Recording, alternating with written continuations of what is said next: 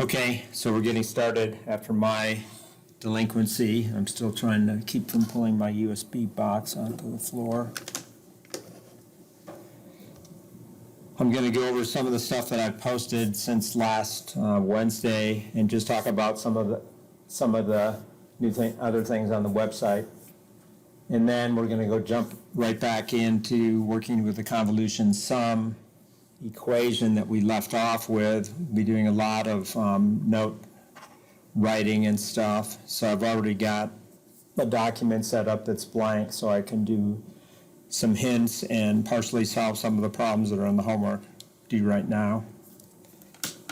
And I'm going to start though by going through things that I posted. I posted the hints up there. So although I'm running the video right now, I'd have to shut the audio off because I don't want to put the password out live. But did everybody see that I put a password out on Slack? So that is going to be the universal password that you'll use all the time. And why do I try to protect it? It's because it's the integrity of the book and some of the book solutions, my solutions and stuff like that. There's people always wanting stuff. I got somebody from Wuhan, China over the weekend. He said, your notes for one of your graduate classes aren't there. Do you have them? And I'm like, this is such a sad world we live in. People write to you, it's like, you must have them, and I must have a copy of them, right? No, it doesn't work that way. But people are very demanding, and they just think, I'm the person that controls this stuff, so you're entitled to it, and I'm going to give it to you if you just ask for it, but not so, and under all circumstances. So there's also copyright, so maybe I'm blasting a little bit, but China doesn't respect a lot of copyrights at all. So it's a rude world out there, in my opinion. So what I did though is the most important thing I added is, this is something I'm going to go over. I guess I already had a link for that opened up. Down in this document that we had been using to do our installs with, I decided to get us up and running on VS Code. So I have VS Code installation set up in here. It's not hard to install really at all, but then installing some extensions. And this came about because during lab and during lecture last week, we brought up the topic of how can I integrate handwritten solutions with PDF solutions from the computer tools. So, and without spending any money, right? One person in the lab said, I don't want to spend $14, which that's fine. So there's actually a nice solution out there, and it's called installing an extension. And the extension that you install is this one that's called Markdown to PDF. So you can export documents from Jupyter Lab notebooks, whether they be Julia or Python or anything that's exportable as a Markdown document, and then you can then open that up in VS Code, and then you can convert it to PDF. And in the process of doing that, you can also put in page breaks at will, which means that you can break up your computer solution so that page breaks occur naturally, and then you can merge those individual sheets into your homework solution. And as an added benefit, this is just sort of the instructions, but I'm just going to show you sort of the heart of the matter is, once you get it set up, I'm going to go through an example of that. This is the line of HTML code which can go into the Markdown file, which will force a page break. And then this second box right here is just a line of HTML that would allow you to put in a screenshot as a PNG graphic. And if those graphics happen to be your scanned copies of your solutions, that could be manipulated into the same document. So it could all be merged into one if you want to give that a try. If not, like I pointed out last time, Adobe Merge is sitting over here, and I guess it wants me to sign into it. Maybe I found a different page, since I am a member of, do have the license for it, but I think, yeah, merge PDF files. There's a number of different ways of merging them. I did a search on that during the break time last week. So that's probably the easiest way, but to do things like that. I'm just coming up with these ideas because I want to have a PDF to grade on. The PDF means that I can grade everything all in one document. I can have a record of it. You can have a record of it when I give it back to you. I don't want to grade notebooks live. That's just not, I mean, that's a totally variable document, right? A PDF I'm going to take to be a hard-coded something that I can mark on my iPad.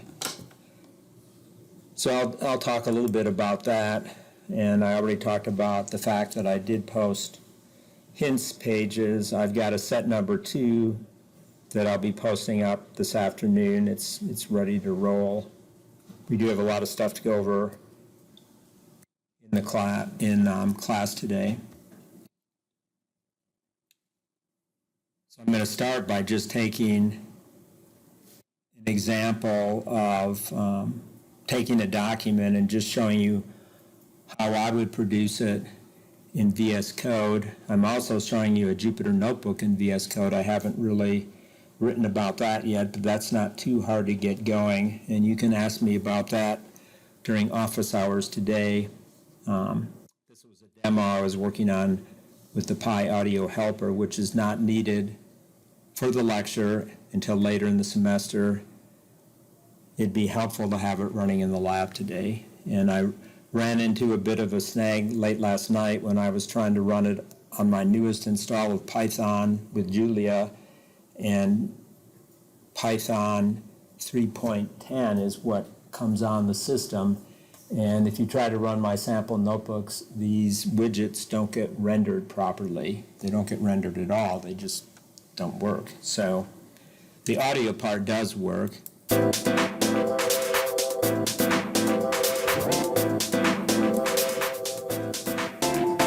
Here's the only one channel. I'm not sure why that is. That's wired that way here. But this is stuff that you'll be doing later on. This happens to come from a document that is the demo for the lab project. So you'll be learning more about this later. And if I don't like the black background in VS Code, I can always go to Preferences, Color Theme, and right now I'm default dark. I can go default light, which when you're working late at night, this tends to bug your eyes out. Does anybody have a preference for light or dark screens? I do, because it's just, this is so bright that it tends to bug your eyes out. But it looks like a sheet of paper. I'll just leave it like that for right now, because maybe that's easier to see at a distance. I don't really know. So what I'm going to do, just to get back into where we were from last time and talk about this production technique, I'm going to go back over to Jupyter Lab. I'm going to open up one of the sample notebooks that we were looking at last time. And I rearranged my folder here on my tablet so that I'm in notebooks, but then last week I also took the newest ones, which was in a folder I called Julia Python. I moved that from another part of my laptop onto here. So I'm going to take first Python notebook, and I'm just going to run the startup cells for it, get the packages loaded, generate this plot. I think I designed a Butterworth low-pass filter down here, if I'm not mistaken. Let's see. What's this other plot? Okay, there's a stem function plot. I'm just going to generate these. These are generating some filter coefficients, rooting the polynomial, which doesn't work right now because I was playing around with something when I built this. I'd put a function for finding roots out into the notebook. And why is it convolve? I had convolve out there too, so I have to go. I guess I really don't care about that cell either, so I'm just going to delete it. And variable names, I don't have a BB anymore, I have a B. Point is, I just wanted to get enough graphics on here and then save that, and then I'm just going to show you how this plugin works. So I'm going to export, save notebook as Markdown, and it's created a zip file. So I'm just going to go look at the zip file over there in my downloads folder, which is good enough for me. So there it is right there, and I'm going to extract all. And what it's done is it's created a Markdown file, which is just all the documentation that's in your notebook, code cells and so on. And then for all the graphics pages, it's created a scalable vector graphics image file that can then be imported. And we're going to take a look at that right now. So I'm going to go copy this folder though, and then I'm going to go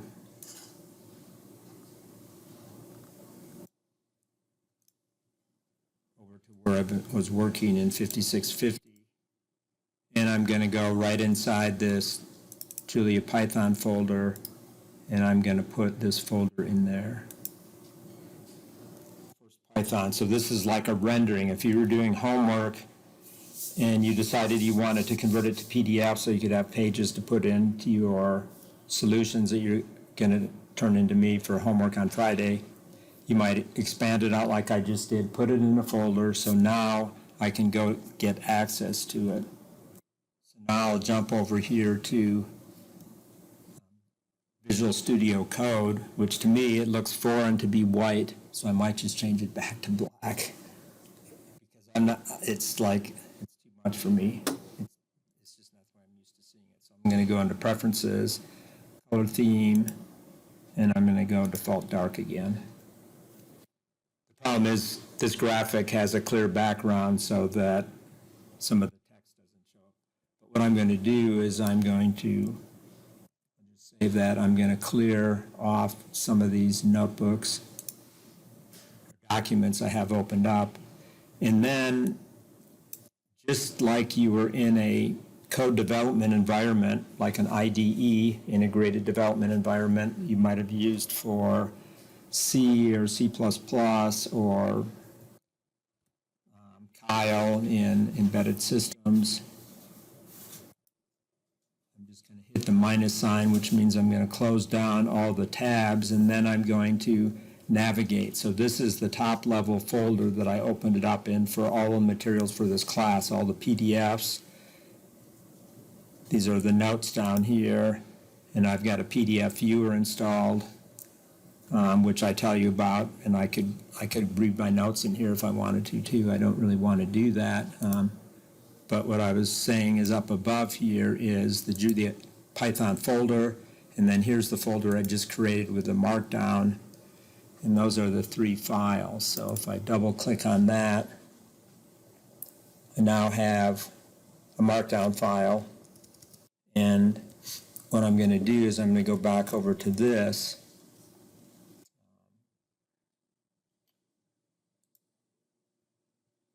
This document. I'm going to go close one of the copies of that document. And if you want your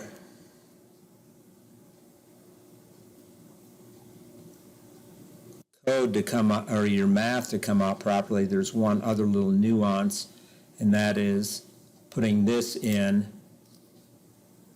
It's listed in that PDF, but I have this link, so I can just go copy it, and I'm just going to throw it at the top. These are just some script files that are going to run when this notebook gets compiled. So put those in there. And then if I wanted to put in a page break, here or there or whatever. Just going to go back into here. And just have it on the ready if I want to practice with it.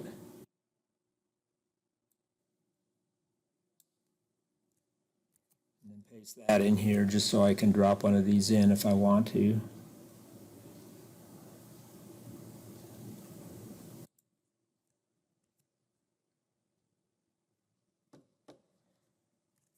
Making sense so far? It's just mechanics. But one of the things I'll point out, I just copied from a PDF.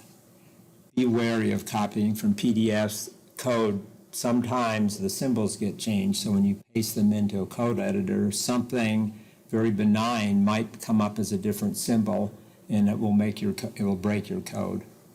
It's just simply because something happens sometimes when it goes into Acrobat, something changes. I'm just warning you. Has anybody ever had an issue where they do something seemingly benign and then it's like one little tiny character changed because of how you copied it?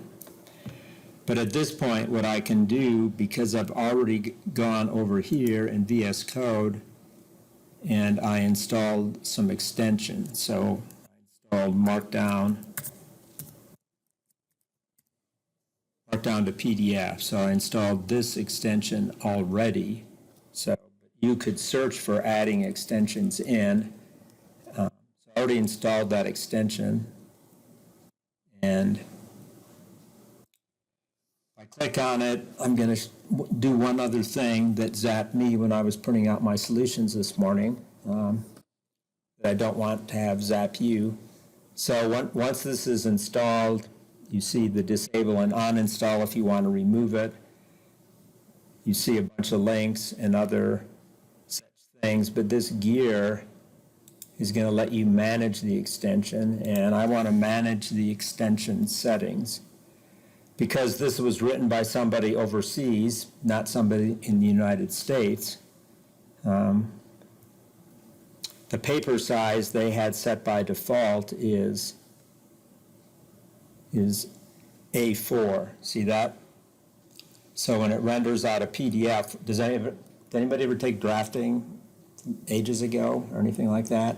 Do you know all the different definitions of paper sizes? What do we use though? Letter, right? 8.5 by 11. What does the rest of the world use? A4 is the closest size, and I think it's the same width, but it's in metric units and it's taller. So an A4 page is going to be longer, and if you print it as on letter paper, unless it shrinks it down, it's going to clip the bottom off. Not cool, right? So all you have to do is go to this pull down here, and I can change it to letter. There we go. And this only has to be done once. It's now done, so I don't have to do it again. And actually, on my grading, I wouldn't really know the difference between letter or A4 because it would just be a taller sheet and I'd still be able to mark on it. But if you wanted to print it to a printer for a copy for yourself or something, it'd be like me when I was printing the solutions this morning on the big printer we have in the department. It stopped when it got to the inserted pages for my computer solutions, and it was like, are you going to give me some A4 paper? I'm not going to go further unless you give me the paper. So I said, I don't have any A4, and I just clicked go, and then my pages came out clipped at the bottom. So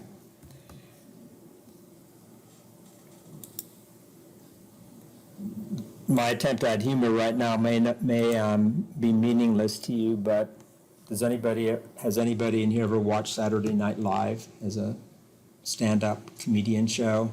It's been around since I was in college. So it's been around a very, very long time. But there used to be a woman on there that did her story time. Her name was Rosanna Dana. She's really one of the first members of the comedy team. But she always did a skit, and her skit was always entitled, well, let me remember how this goes. There's always something. Anybody ever seen? Sometimes they replay that, but her whole theme was there's always something. If it's not one thing, it's another thing. And so this would be an example of there's always something. But her comedy was not benign sounding like that. It was just a lot more detailed than that. So look that up sometime, though, because I think she became famous for her skit on There's Always Something, and it was crazy stuff, if you can imagine. And I wouldn't necessarily encourage you to watch the show. It was something I did with roommates and things when I was in college, so some of you probably have seen it maybe because you're with friends that are watching the show. I think the comedy is just as crude as it's ever been. Maybe it's even worse than it used to be. I don't know. At any rate, now that that's done, I have a document in here, and you notice it's referring to your scalable vector graphics. If I want to put in page breaks, like I talked about, I can throw those up, but I don't really know where I need them. You can preview this document as a full-up Markdown preview document by going Control-Shift-V, and that will create a preview in Markdown. It doesn't really show you how it's going to print. It's just a long scroll because Markdown is simplified HTML, and HTML documents don't read by the page. They read by just top to bottom linearly, right? That's the way you read a web page. But it can be helpful, like you can see if math is rendering right, or you can actually see if some of the formatting tags you might decide to put in are rendering right. But what's really important is I'm going to go Control-Shift-P, and it's going to give me this dialog at the top, and this is all of the quick commands that you can give into VS Code for all the various plugins that you might have installed. So I'm going to hit Escape, move this back over to this alternate view over here, and these are a lot of the plugins that I have installed on here. If you happen to be learning Git and learning about source control, this has an integrated Git system in it as well. It's got all kinds of stuff. There's special features here for Julia if that's installed. At any rate, I'm going to go back over here. Control-Shift-P is the command window, and this has never been run on this computer, so I have to go Mark to start writing Markdown, and you can see for the Markdown extension, there's a bunch of options that'll pop up. So I'll select that one, and now you can see down below here, it's converting it to PDF. And then in this folder over here, it shows up inside of here. And just an example, as long as I'm inside this file, if I go Control-Shift-P again, notice what it does. It says, you recently used this command. Do you want to use it again? So it's going to remember your commands, and it's going to make it even faster for you to go do stuff again. So now, because I have a PDF viewer installed in VS Code, I can see what I just created, and I can put in the page breaks that I was talking about if I wanted to do that. And I did put in a page break. Well, let's see, where did I put in a page break? If I tab over to here, I'll see I put one in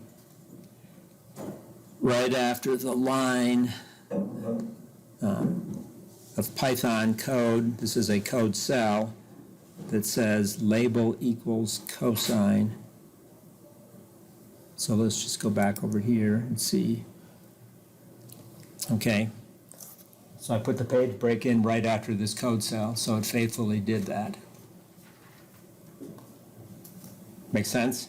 So you can break things apart now to get the problems broken down. Let me just show you what else you could do. This is another little trick. If you want to leave this page break command in here,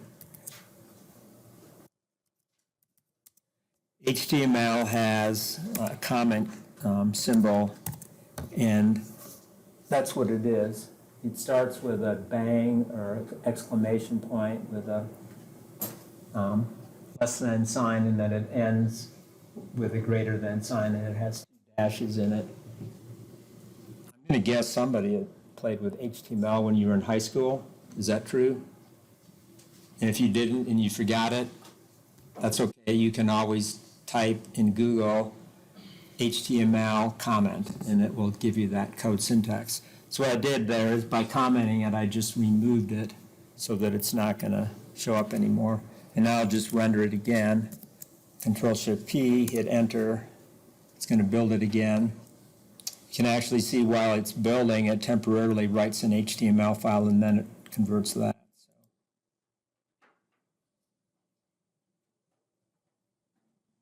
Okay, so now the figure is showing, and in this case, it's just about touching the bottom of the page, but it's not enough to force an automatic page break, but before I was breaking and pushing this to the next page. I think I spent enough time on that, but I just want you to be inquisitive, and if it's anything and everything that you need to do to communicate, because as an engineer, it's not only technical problem solving, you have to communicate what you've learned, what you've done with other people, and you've got to make things in a format that people can get it. I don't like working with people that can't communicate their ideas, and if you haven't worked in industry at all as an intern, you're going to get exposed to that, and if you have just worked as an intern, you've probably already faced the reality that I have to be able to communicate. Anybody that's had experience want to give a testimony about communicating with others? It's like the most important thing we do in our work environment. And so this is pretty nice, I think, to be able to do this. So, and if you needed to put in a graphic,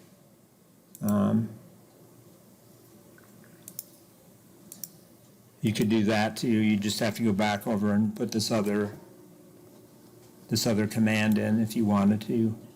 And this command is nice. I would typically put spaces between these HTML commands in your raw markdown.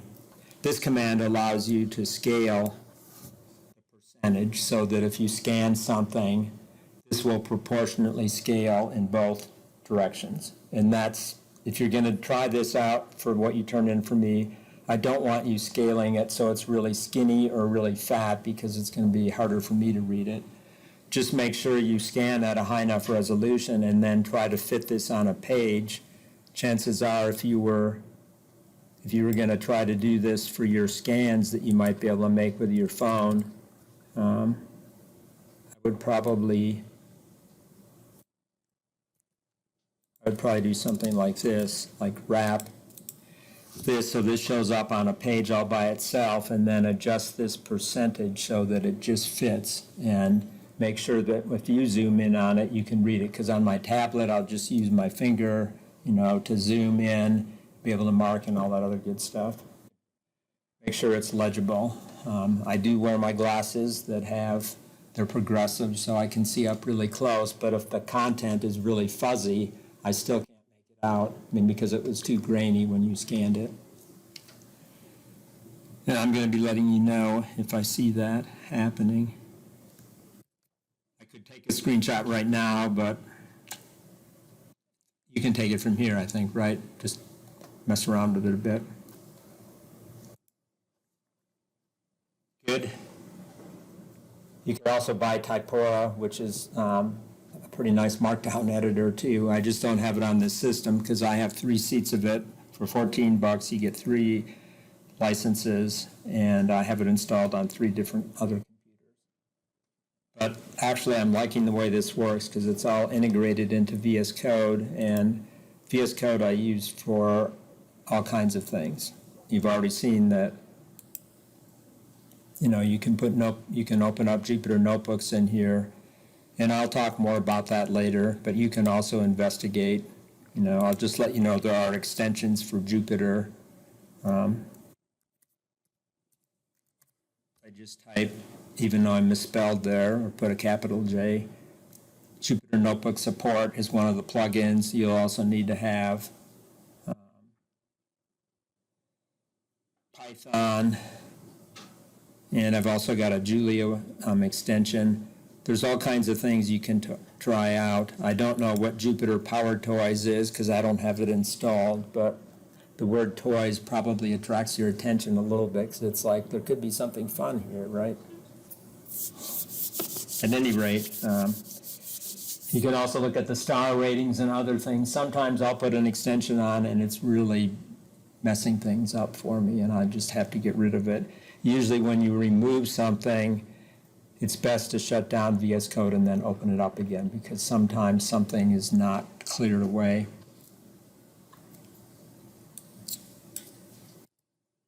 Microsoft opened this up to the world with the extensions, and it's not like these are totally approved by some committee to be good, bad, or indifferent. So you just have to be careful. This one has one review that gave it 5 stars. So, whereas the PDF viewer that we were just looking at, this one, it's got over a million 5 stars. So when I saw that last week, I said, I think we should try this because I think you guys will probably like it, and because so many people are using it. That's a good sign. Just like Jupyter stuff is not necessarily the greatest. Microsoft created it. There's 44 million people using it, but it's only got 3 stars. It's getting innovated on a lot, but works pretty good, just the same. Okay, on with where we left off. And I'm going to be homing in on certain homework problems as we go.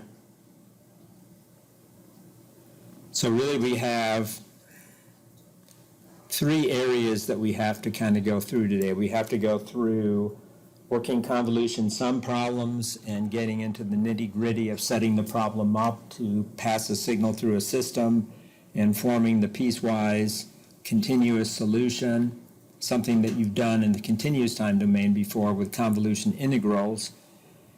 The next thing we'll be looking at difference equations, which form the core of discrete time signals and systems. When you have LTI systems that can be represented as difference equations, you have tremendous power in the world of discrete time signals and systems. It's basically the parallel to a linear network in circuit theory. Remember, you studied differential equations, you studied RLC networks. If you can pass a signal through an RLC network that's purely linear, then you've got a convolution integral to represent the output from the input. So the parallel to the differential equation for the continuous time system is the difference equation, which is an algorithmic statement, and that's how DSP works. So I'm going to go back up to where we left off. We had looked at these equations, so we're going to be focusing on the 2 blue boxed equations.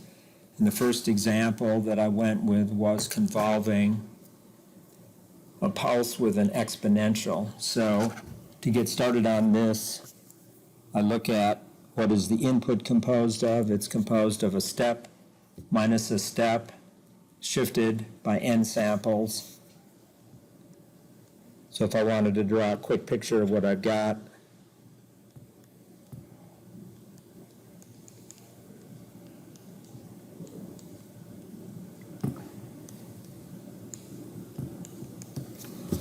I know it has support, and that's a math term for just saying where the function is active. So it's supported on the axis little n on the interval 0 to capital N minus 1. And I immediately recognize that because I know this turns on at n is equal to big N, so it's going to start subtracting with that value at n right there. So everything beyond n minus 1 has been annihilated by the u of n minus n. So there's a total of n points. And then this other sequence down here is an exponential decay. I'm just going to sketch its envelope, but if I draw in its dots,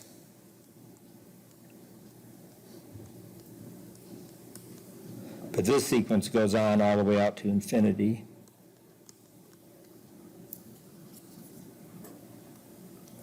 So it's a to the n for n greater than or equal to 0 is the fall-off rate.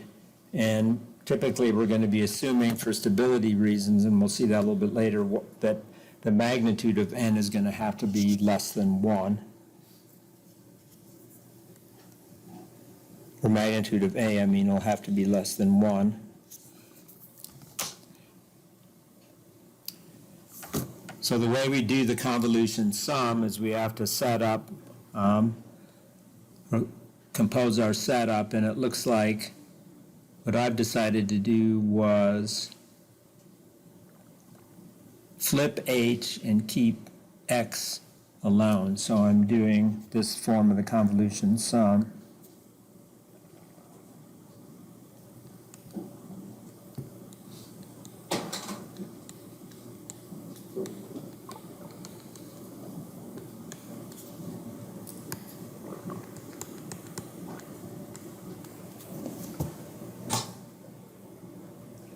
So what you have to do is draw a picture. I know this is not a fun thing because you did this in 2610 or maybe 3205. Nobody likes doing convolution integrals, right? Even in probability and stats when you had to do them, they're just kind of tedious and messy. But it's a good skill to have, and it's a good thing to fall back on because it allows you to get at an analytical solution. In this case, it's going to be a closed form solution for the output. Yes, it's true that more frequently than not, you will say, I'm just going to simulate this on the computer, and we have a wonderful tool in Python. It's called lfilter. In Julia, I've written a helper function. It's just called lccde, and in MATLAB, it's just known as filter, that works for discrete time signals and systems. So it's easy. It's easiest in the end to just say I want to simulate something, just run something through. And the very last problem on the homework, that's what I'm letting you do, is just simulate everything on the computer without having to do the hand solution. But here we're going to do the hand solution. So I take h of n minus k, flip it over, and then set it off to the left-hand side relative to the k-axis. It's the k-axis because we're summing from minus infinity to plus infinity. And how can I figure out what h of k's support interval is? So this is just like a little side note, but if you're getting back into this stuff, we know that h of n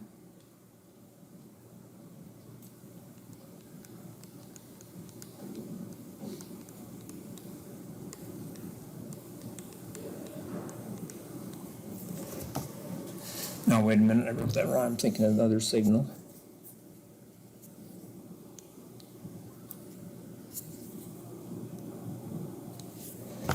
So h of n is active for n between 0 and n minus 1 or less than n.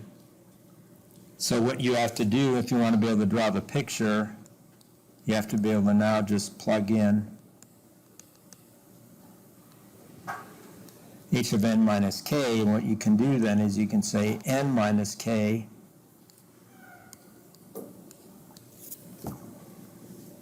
to figure out where this is going to be active. You want to put in 0 and have it be less than n. So I'm just copying down the way it's defined to begin with. And then what you can do at this point is you can just, making a mess out of my slide, but I can rearrange things. I can rearrange that inequality so I have n. I really got to be careful how I do this, so I'm just going to start with that. And I don't want to do it that way either. K is what's changing, so I want to put K in here.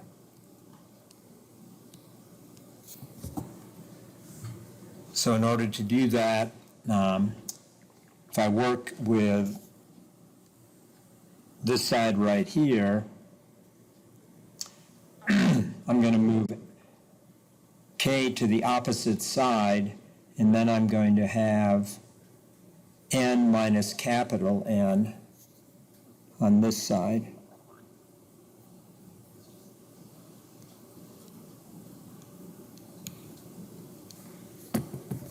And then if I work with the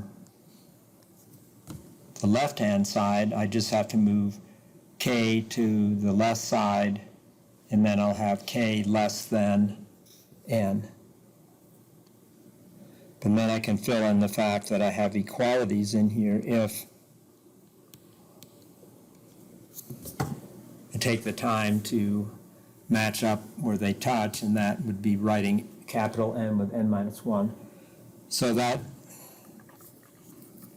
to make the long story very, very short, these are the intervals that I know that rectangle appears on.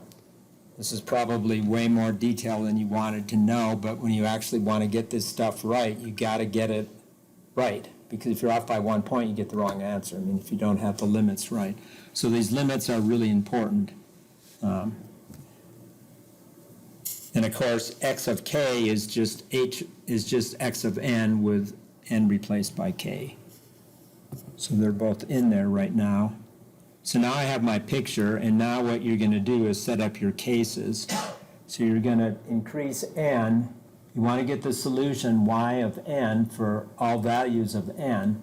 So if you back n way negative such that n is less than 0, you can see there's no overlap.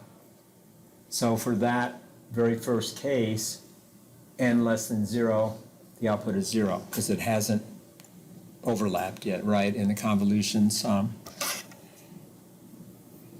Now when you jump up to do n greater than or equal to 0, you get another case. You actually get two cases. You get a partial overlap case when n is greater than or equal to 0.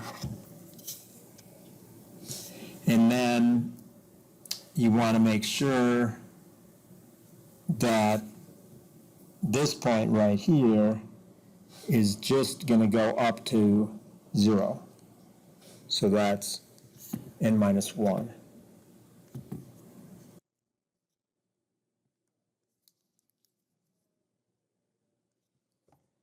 So that's the next case. I call it partial overlap, but not having slid too far to the right yet. So the trailing edge of h of n minus k is not totally inside of the interval. It's just right at the very edge. It's sitting right there for this particular case. So once you have that to look at, you can say, okay, now I can write back up in the definition of the sum. I can evaluate this sum. I know what the limits are going to be, the lower and the upper limits are, and I know what the functional values are. So inside that sum, I've got the rectangular pulse, which is sliding through, has got an amplitude of 1. So there's actually a 1 sitting right in here. 1 times, and then this signal is a to the k. And I know what my sum limits are. They start at 0, and it's going to stop where this leading edge is residing, and that's n. So I'm summing from k is equal to 0 to n, a to the k. And I'm not content to just look at that and say that's the answer, because I've had calculus, I've studied sequences in series, and you studied geometric series. So those are summable, and I'm going to go through a little, I'm going to do some off-roading right now on that. So what do you think? I mean, I'm standing back for a second and saying if you were taking continuous time signals in systems, you'd have an integral sitting right here, right? And you just whip that out.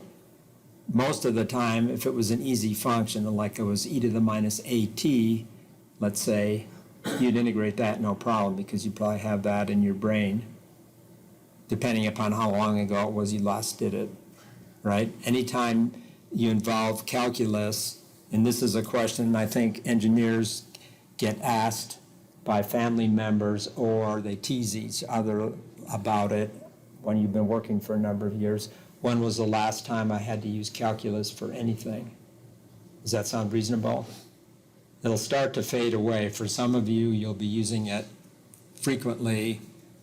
Others of you will eventually not use it probably hardly at all. But the knowledge of it still resides there, so it was not a waste. It may have been a pain when you had to get through calculus, and everybody has their stories to tell about that. And I'm not going to have testimony in that right now, but at any rate, we're doing sums, so what we have to be able to do is, in this case, it's a finite geometric series, so I'm going to give you this back of the envelope proof right now. I'm going to say S is equal to 1 plus A squared plus dot, dot, dot, A to the N. And I'm going to just write another equation down here. A times S is equal to A plus A squared plus A cubed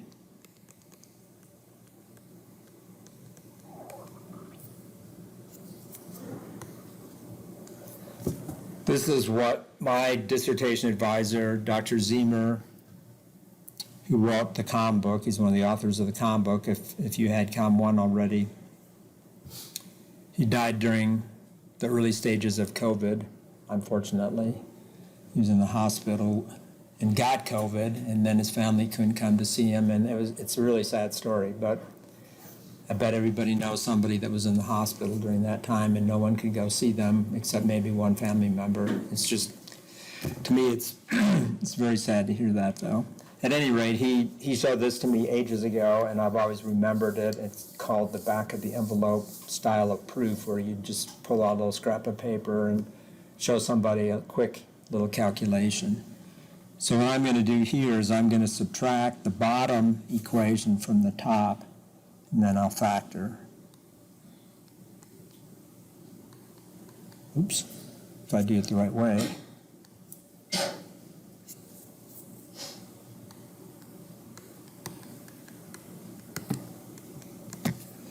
So I'll factor out the S, and S stands for sum, meaning the sum of those terms. And then down here, when I subtract, I'm going to have a bunch of terms go away, and I'm only going to end up with two terms, 1 minus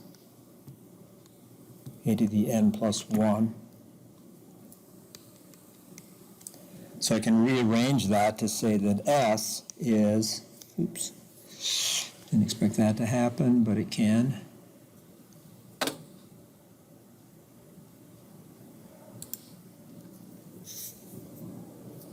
S equals 1 minus a to the n plus 1 over 1 minus a.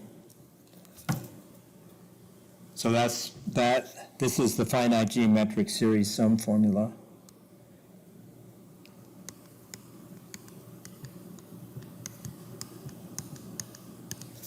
And if magnitude of A is less than 1,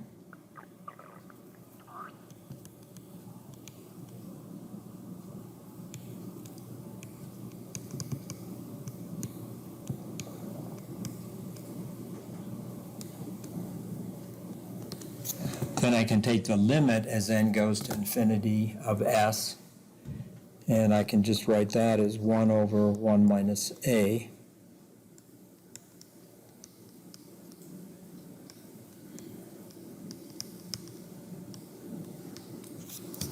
Since a number whose magnitude is less than 1 raised to a power of n plus 1 is going to shrink to 0 as n goes to infinity, right?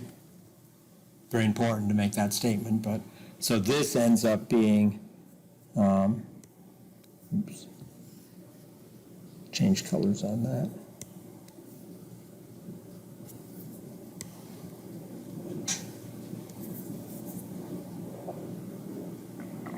For the finite, for the infinite, so this is the infinite case.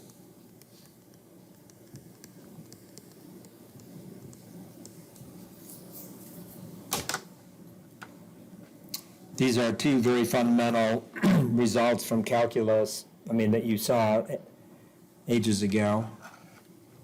Anybody remember what calculus number it was? I'm going to guess 2, but I don't really know. Does that sound right?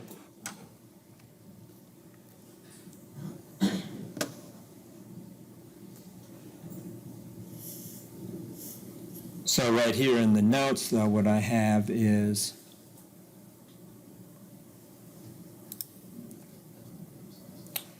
I have a general formula that says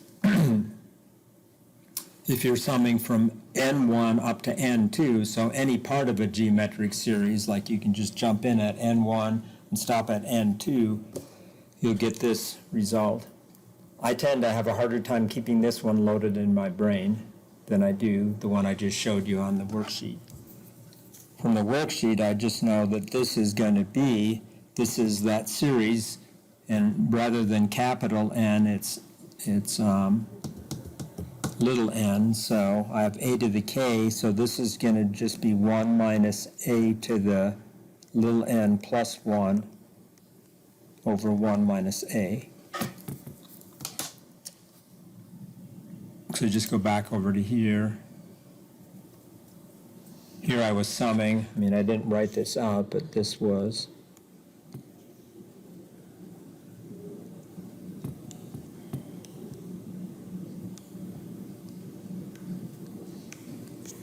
that's what I was doing. I was summing from 0 up to capital N, a to the n.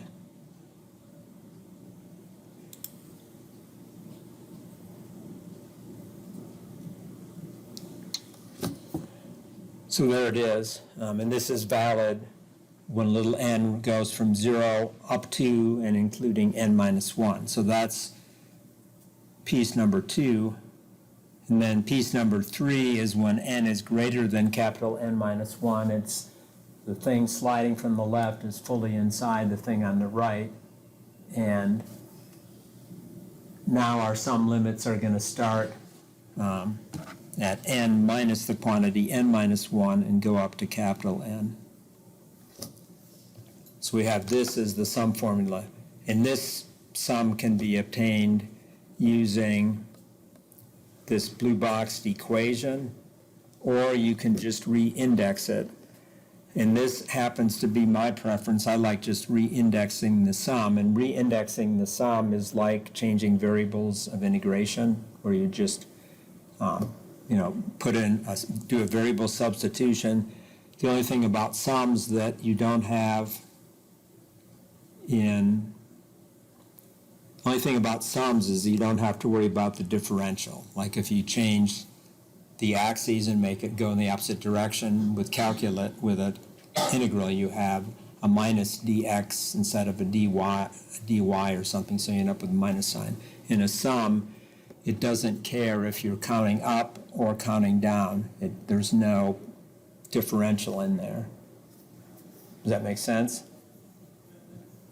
I know this is not void of details, but these are the things that you just kind of get embedded in your brain. Now, with saying all of that, we're going to be doing geometric series every step of the way in this class. You're just going to be bumping into these things over and over again. So investing in getting on board with them is a really wise thing. It'll pay a reward beyond belief. It's not like thinking of a book of integrals out there or a table on the internet. We've got all these many kinds. In this class, every sum pretty much boils down to the geometric series, either a finite geometric series or an infinite one. So here we have another finite geometric series. I did a variable substitution. I said I would like to have this lower limit be 0. So I'm going to replace k by a new k, and maybe that should be k prime or something, so you just keep track of it. I just did it kind of in my head, but I want to subtract from k that value n minus the quantity n minus 1. And then when I do the variable substitution, every place I have k, I want to replace it by k prime, I want to substitute k prime in for k plus that quantity. So that's what I've got going on here. And then the upper sum limit gets replaced by the new value, which is going to have the minus sign in there. So now I start at 0, and what I have to do is I have to factor this part out front because it's not part of the sums argument. It's a constant, a to the little n minus big N plus 1, and then I have the finite geometric series on the inside, which is that. And I guess if you want to get comfortable with that, take this formula and plug it in directly and see that you get the same thing. You know, just prove to yourself that it does work. So we've got all three cases because this third case handles n as it just marches on out to infinity. So we can put it together now using what the typesetting language LaTeX, which is what I use to write my notes, calls a cases statement, and that's exactly what this is, cases. We've got three cases, n less than 0, and between and including 0 to n minus 1, and then n greater than n minus 1. And if we plot that out, it looks like this. When the rectangle engages the exponential, it starts charging up the output. When it gets fully inside, the rectangle is fully inside the exponential decay sequence, it reaches its peak. That's at n minus 1. And then it begins to drop down due to the exponential decay as the rectangle just keeps marching by and eventually decays off to 0. Is that locked in your brain? I'm saying locked because when you studied circuits, you took a pulse and an exponential and you convolve them, and you know that when the pulse hits the system, it starts charging it up, and then it decays off and it's gone. So this is the analogy to that setup. The pulse and exponential have a different form. I mean, the waveform is the exponential and the impulse response is the rectangle. In a circuit's analogy, it would be something like this. It would be a rectangle pulse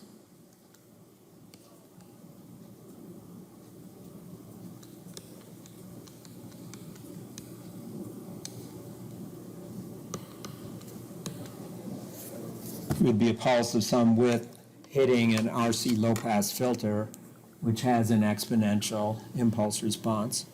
So the roles are changed, but it's still the same idea because convolution would apply whether it's the input or the impulse response. You can change the roles of them around. So it gives this behavior, though. Ages ago, I did this in Mathematica just because I was interested in to see how powerful its symbolic solution is. And it just bangs it out with some floor functions, and it also makes it a little bit more complicated. It writes it out into 6 different pieces. Has anybody ever played with Mathematica? I mean, I'm not recommending it for this class, but it's got a very powerful symbolic solver, but it doesn't necessarily simplify things all that well. Python has SymPy for symbolic Python, which can work inside of Julia also. It's quite powerful. I don't mess with it in this class. I have played with it in the past. It does some great things, but the problem with any symbolic solver is you have to kind of finesse things with it. Otherwise, it gets you a lot of junk. It'll just blow things out, and it'll be like, what is that? I don't even know how to make heads or tails out of that. If you kind of tweak things around and jiggle it around, it can give you the most beautiful answer, but your brain is still more powerful in terms of being able to simplify. Like what we just did, there were 3 cases, right? Only 2 cases involved math. We just got these 2 cases pretty readily. Okay, what I want to do now is talk about the first homework problem. And take a look at that one. So I was practicing with this one while I was eating my breakfast, so I'm going to go back to this document in here.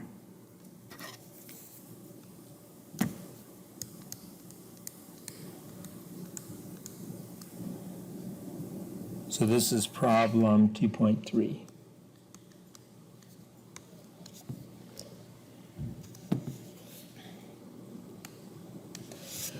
In the Julia and Python Jupyter Lab notebooks, I did a simulation of this, the numerics of it, using the convolution function. So that you can take a look at. We can look at it again if you want to, but what we have right now is just how do you set this problem up. So this, I'm going to write this as x of k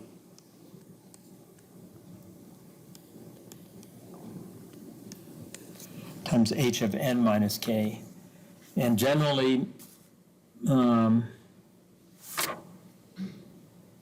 not always, and I'll let you decide on this on your own, I generally like to flip the sequence that doesn't have a shape to it, if at all possible, and leave the one that has a shape on flip. But in this case, I'm not doing that.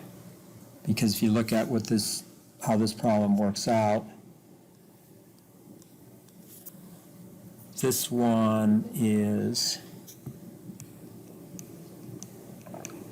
u of k, and this one is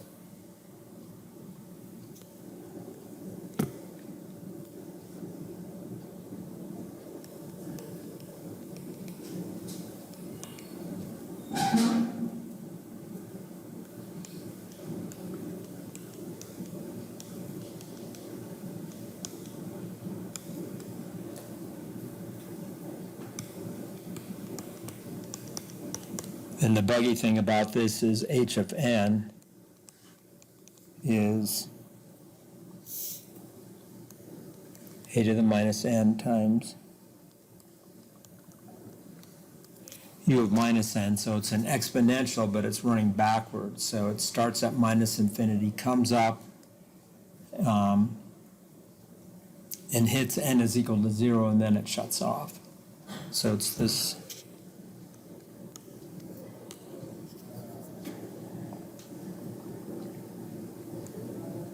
Has that form to it. So you could approach this the other way. You could set up the convolutions on the other way, but I'm just going to do this, and I'm only going to do it in a simplified form. So I'm not going to give you the answer. You're going to have to figure out the geometric series part of it. But I think the hardest part about any of these problems is setting them up. So how do you set this one up?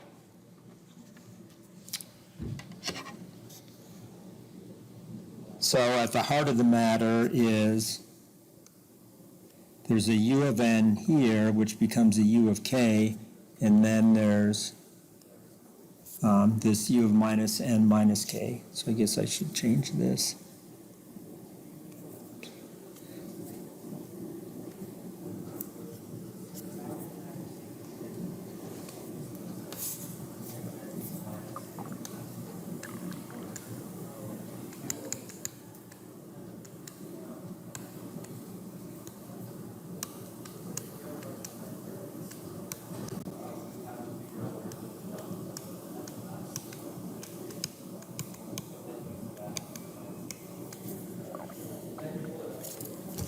So I'm leaving out the exponential decay portion in the second one. I'm just sort of going to focus on setting up the sum limits, because this problem, that's the starting point, and that's where you probably are fumbling a little bit.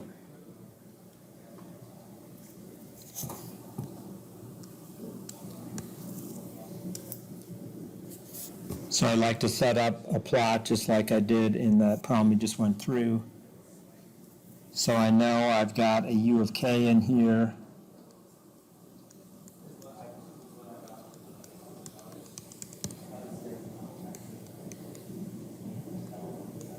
That goes on to infinity. And then I've got the u of n minus k. So the first thing you want to do with this guy is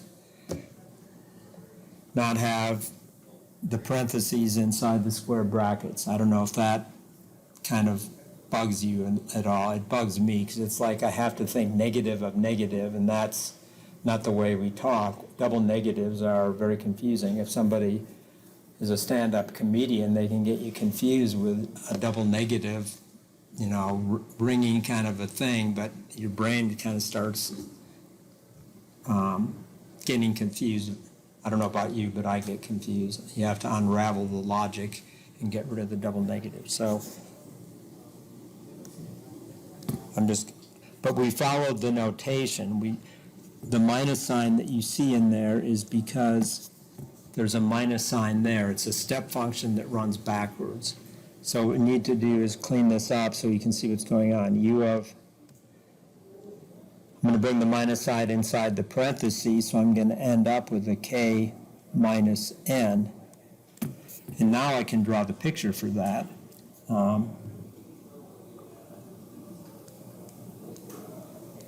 Oops. Now I can just see on the k-axis, it's a time-shifted step function. It turns on at n. And this one also goes out to infinity.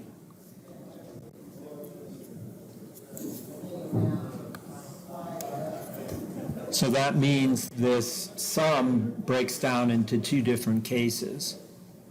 And I'm not going to write the arguments out. I'm going to let you put those arguments in, because that's where the geometric series is going to pop up off the page, and then you'll be able to write the solution from that. But what are the two cases? It'll be if n is less than 0. I forgot to write that in here. If n is less than 0, where does the sum start from?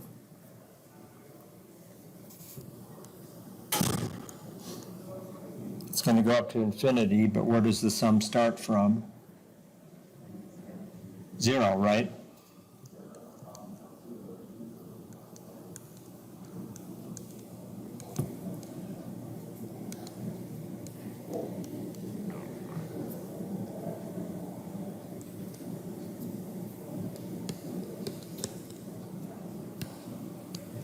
And then if n is greater than 0, greater than or equal to 0, it's going to start at n.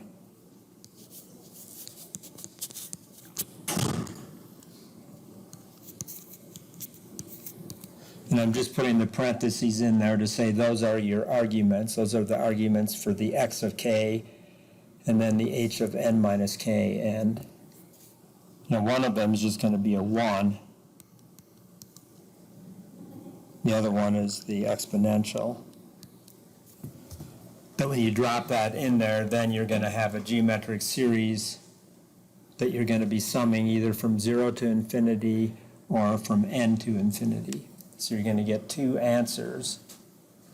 It'll be a two-part solution. It'll be this sum, which evaluates to something for n less than 0, and then it will be another something that evaluates to something from a geometric series summed from n to infinity for n greater than or equal to 0. And we know from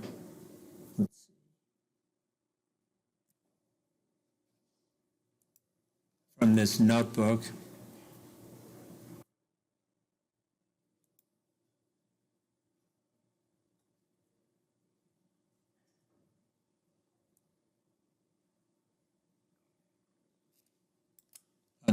I'll do this demo in Python again. I'll run that notebook. Down here inside this notebook, I build up the problem. This is the problem we're looking at right now, and then I created the output. So I'll run these cells.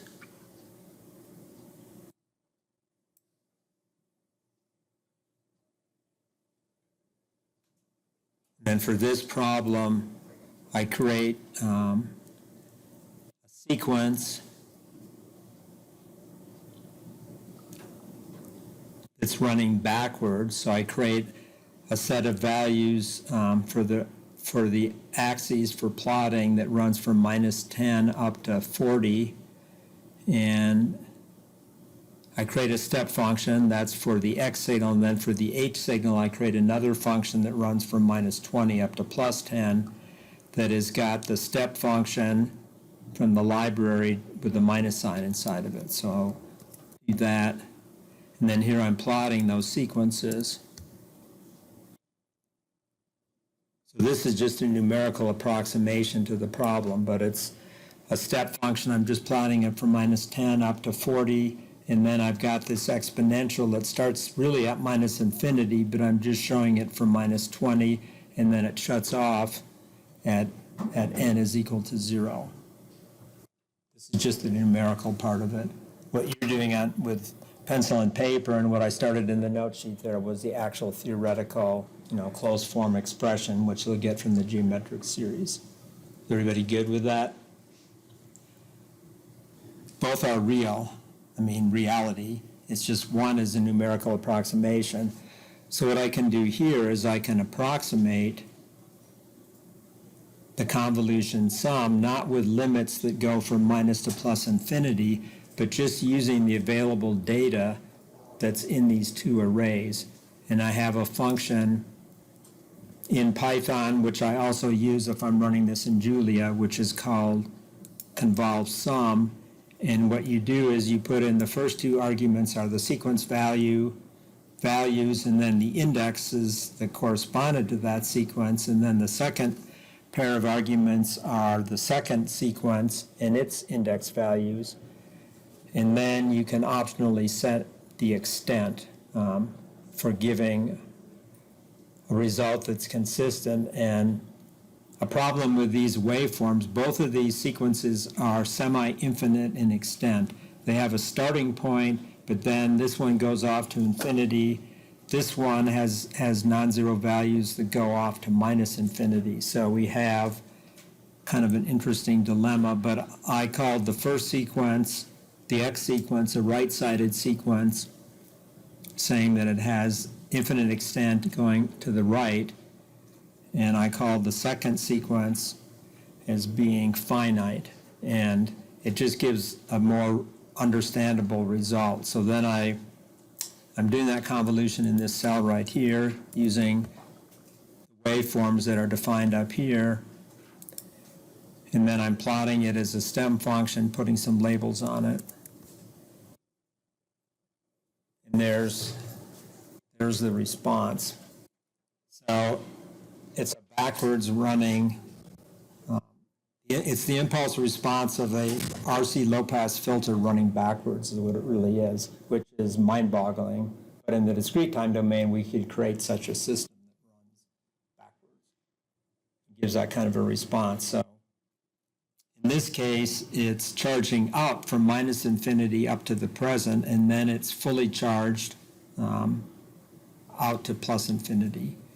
So let's just try to translate that. This answer right here should tell us that if we go back over here, that what we're going to get when we sum up this guy down here, we're going to get something that is a constant independent of n.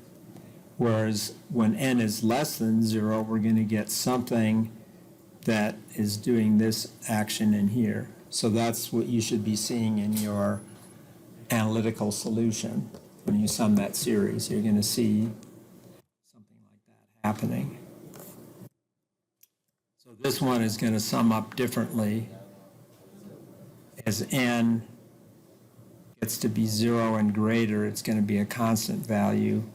And this one's going to have n still inside of it.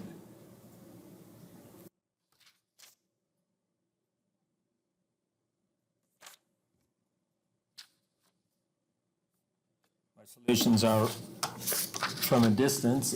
It's clear. It's right there. There's a solution.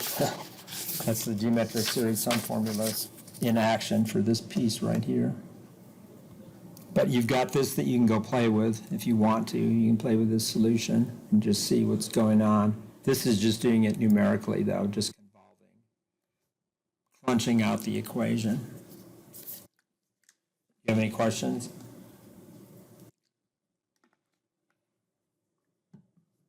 There's thought involved here, and then there's just studying details. So this is one of the hardest problems to get down, but once you get it, it'll be, and I've given you just, it's just almost right there. You just have to sum the series. You just have to plug things in and then pop it out, and it'll be like, that was nice and neat and tidy. It's a very neat and tidy solution. There's nothing dangling about it.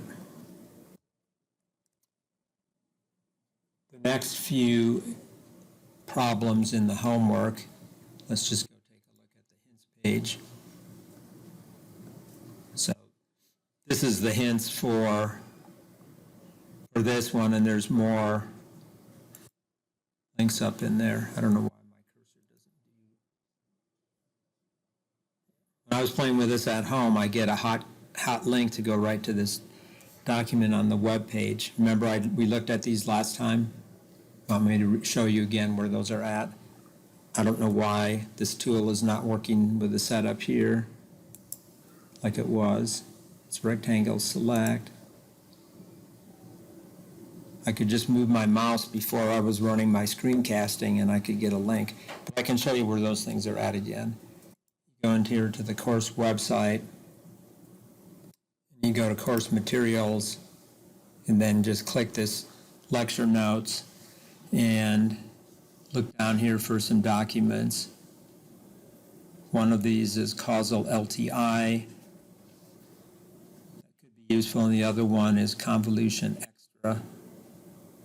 And I think convolution extra is, it just has some more examples in it of setting up problems and working them through.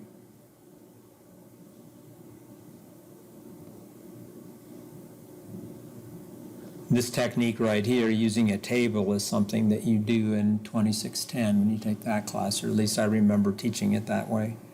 So those documents are inside. But if you were looking at the hints page, the link should work, and it should take you right inside to go grab it.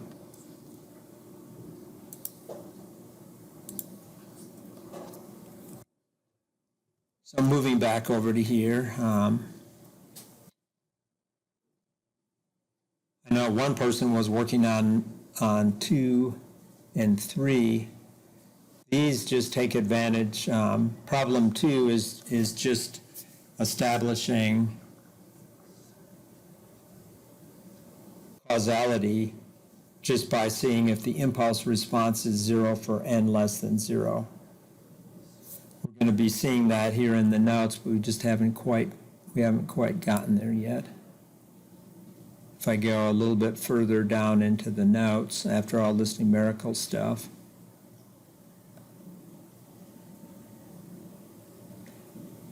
I have this properties of LTI systems, and down at the bottom here,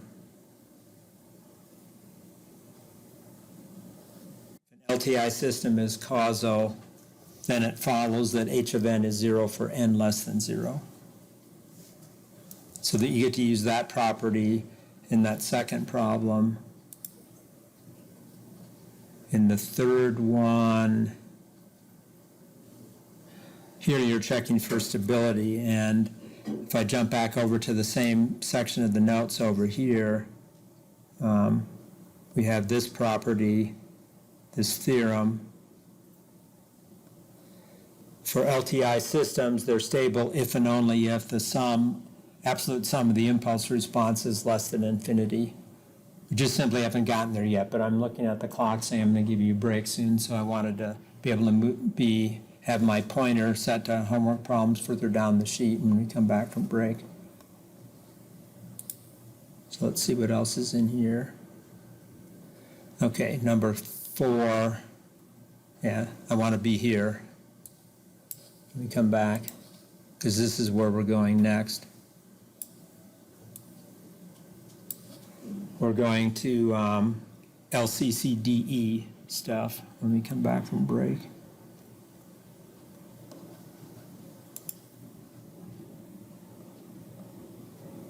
So properties of LTI systems, we've just I'm kind of pushing that on you quickly. These other examples are just examples. They're all examples in Python, and they would work the same way in Julia because I'm using the same function for numerical convolution sum evaluation. These are just standard results that follow from continuous time systems. You can change the order in the cascade and you get the same result. And you can then say that the equivalent impulse response of two systems in cascade is just convolving their impulse responses. And that shows up in one of the homework problems, but not until problem set number 2. And then systems in parallel are the sum of the impulse responses. This bounded input, bounded output stability theorem, this is super big. We'll rely on this result when we're trying to establish stability in the z-domain in the next chapter. So this is a huge theorem, the absolute sum of the impulse response being bounded. And then this little property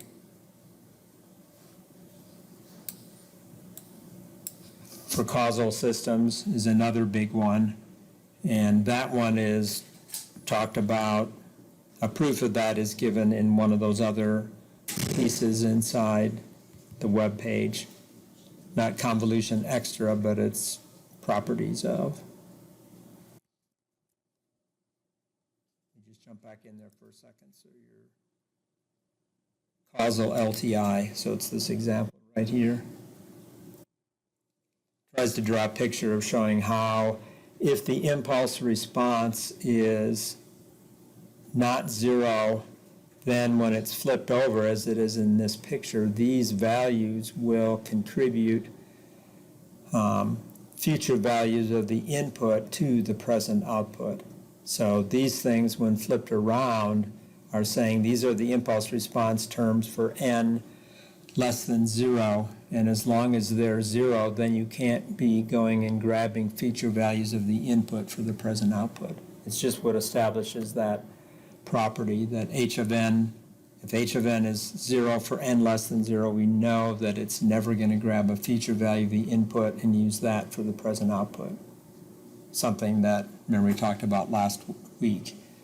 That's what in your stock investment portfolio guy wants to try to tell you, I can predict the future, this is what you ought to buy right now. Or if we were expecting something to appear from space, like a target to appear out into the future, we can use that in our detection algorithm today to say it's coming, let's be prepared right now. We can't do that because we can't predict into the future with our systems. Okay, so that's cool.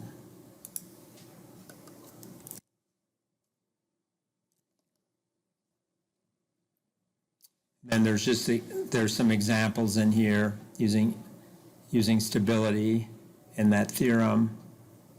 A couple of different examples, but this is where we're going to go. This is where we're going to start after break. So now we're going to be coming back at 10 minutes to the hour, or it's 9:32. I'll just 9:33. So 9:48 or something like that. 9:50 is good. So we'll see you in a bit, and I'm going to stop my video or pause it.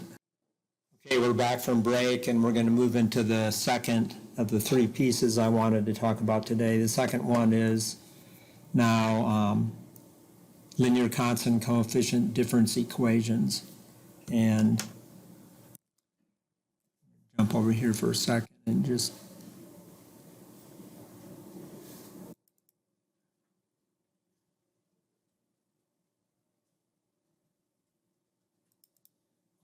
that one, open up the wrong one.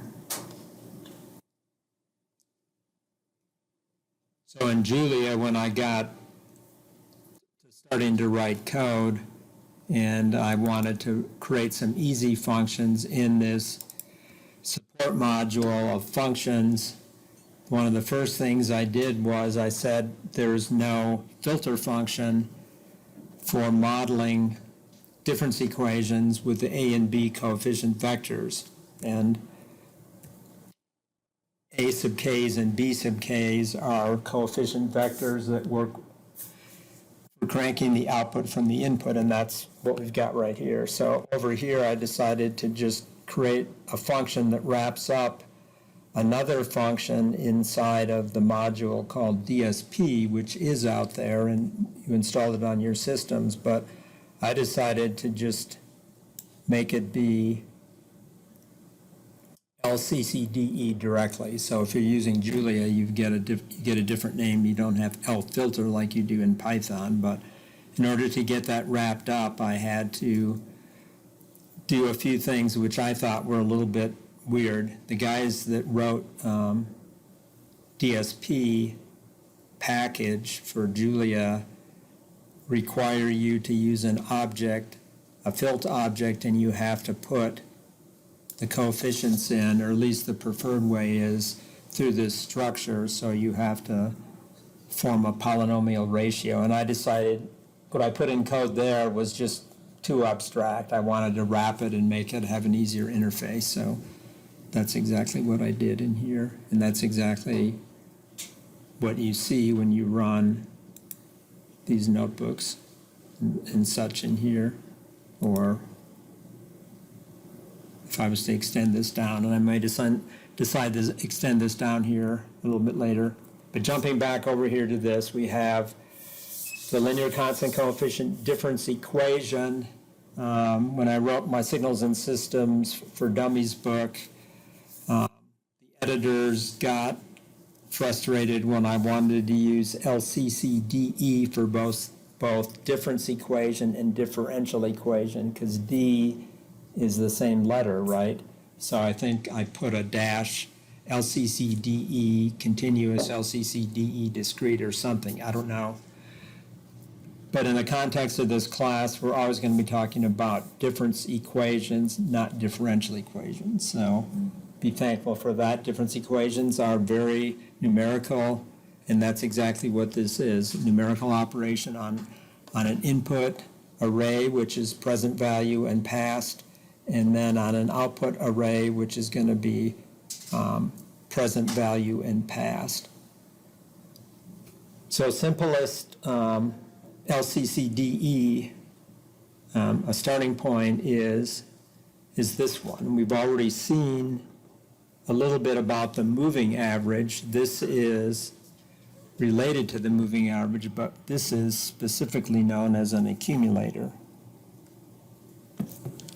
And what this expression here says in terms of a difference equation, this is not an LCCDE yet, but this is just an accumulator, which is saying the present output y of n is taking and accumulating the infinite past up to the present. So it's taking and adding up all the past values of the input as far back as minus infinity, and then slapping on the present input and saying, here's where we're at. In continuous time systems, this would be an integrator. It would just be integrating the waveform. But an interesting thing about representations of discrete time systems is you can end up with a difference equation model if you do some manipulation. So what you can do here is you can rearrange this. So here I kind of look at y of n minus y of n minus 1, and that would be the first backwards difference that we talked about earlier. That would give us x of n. Because if you just look at the accumulator example and you subtract one value in the past with the present, you're going to get just x of n. So now you can rearrange that, and this is a recursive form of the above.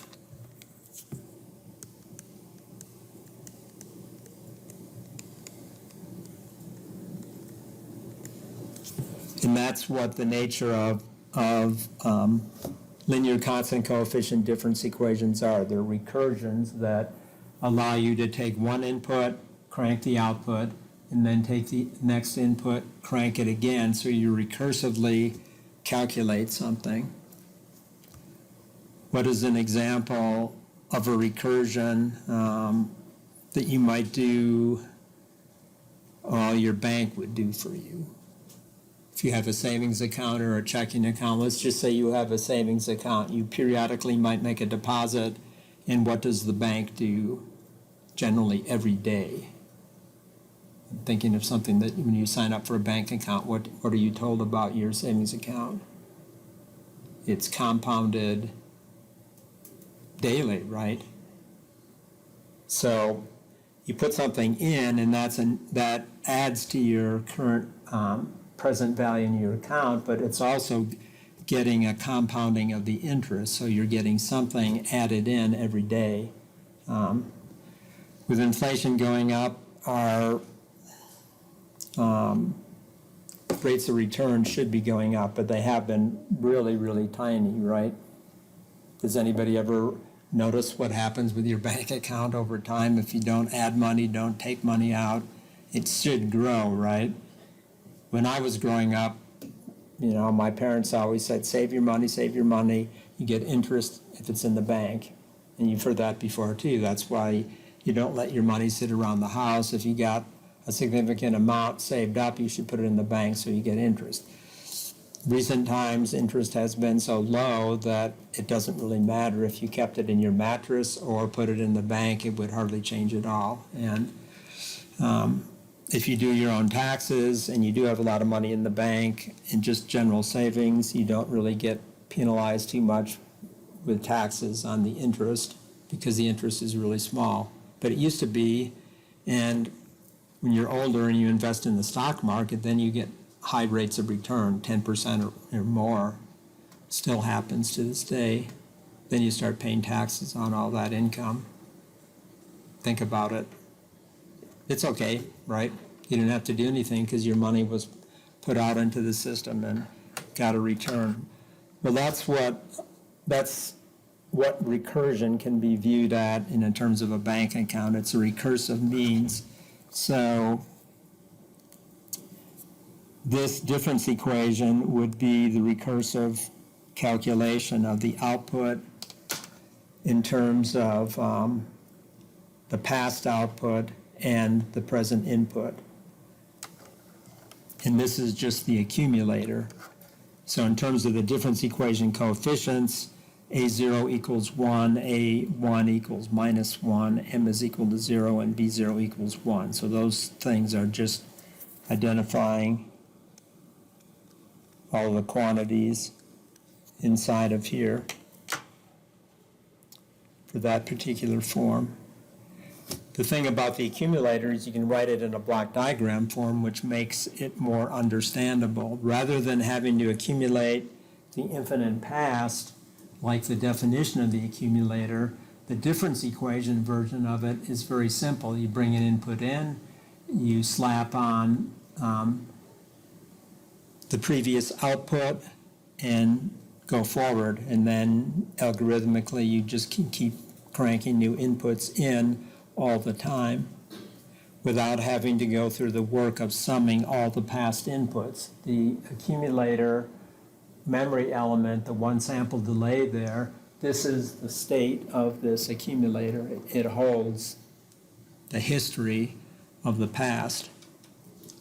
So numerically, this is a lot easier. It just requires one addition every time you want to update it. Now I suppose I could take an example in Python or Julia. Let's just take a simple example over here. This is set up to run in Julia. I'll just initialize this, which takes a while. Because Julia's libraries have to build and compile, so it's taking plots and pycall, and it's done though. That is now a clear circle. I'll load in Python. SIG-sys module. Takes a while to compile that up. And then if I actually want to create a plot, it'll take a while to create the plot too. But if I was doing this in Python, we'd be up and running. So this is the trade-off. But once you get Julia up, it runs faster. For most of the work in this class, whether you'd be running Julia or Python, it's not going to make a bit of difference. And the Python code is probably easier to write and control, but I just decided for the fun of it, I would do it this way. So let's just take an example though. So I'm going to create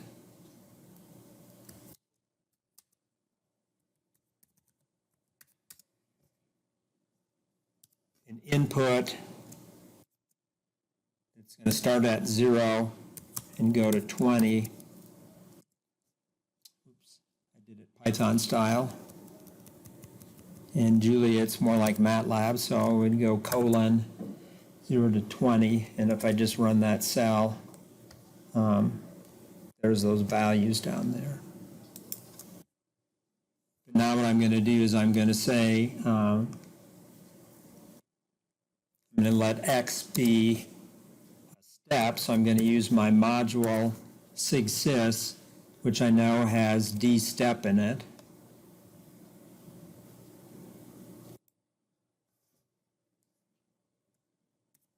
And I'm going to let that just start at 0. The step function is going to start at 0. Let's put it to 5. It'll start at 5. And then just to see what's inside of there, I'm going to go DSP tools, hit tab. And I didn't load it in here, did I? Got to bring my DSP tools in, so I'm going to take this cell, copy it,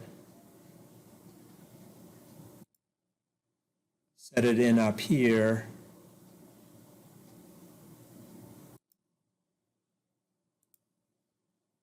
oops, I copied the wrong thing. I wanted to copy something that's further down this notebook. It's a helper called ingredients, which I found another author that created it. It's a way of importing a module of Julia code. So I'm going to import that right here, paste it in. It's a function. So just shift enter, it runs it. I have now a method called ingredients, and I'm going to put a cell up above here, and I'm going to say, I'm going to import DSP tools. So, functions that I created. So I'm going to just run this, copy that cell, paste it in, and I'll just paste it in right here.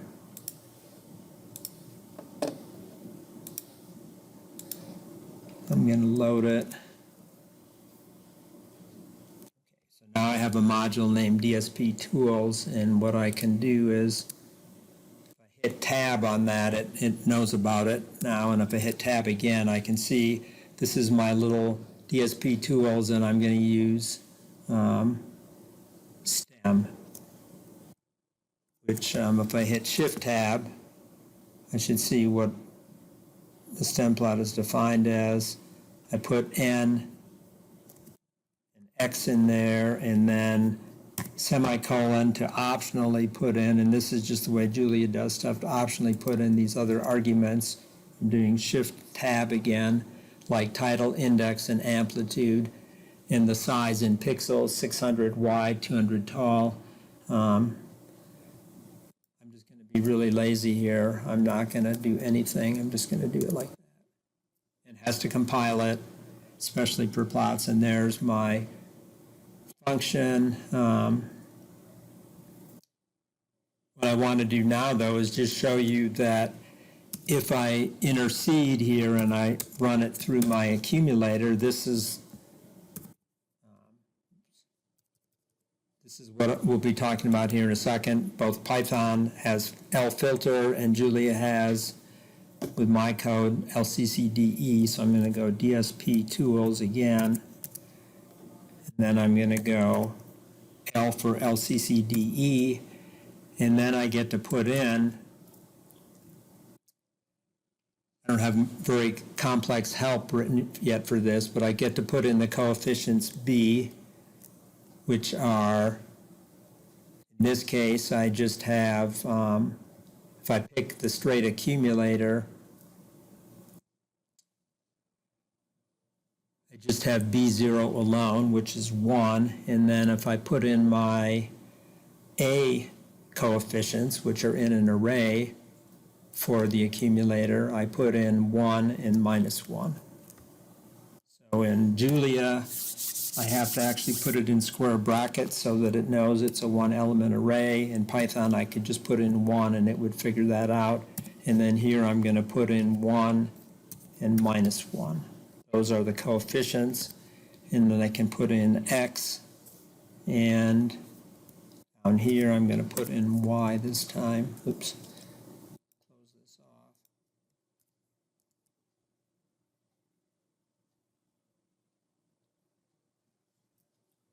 So I could change the title here.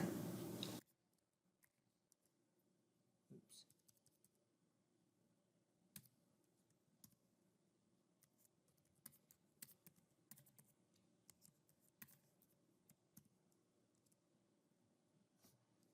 So does that make sense? I've accumulated a step which says each input of the step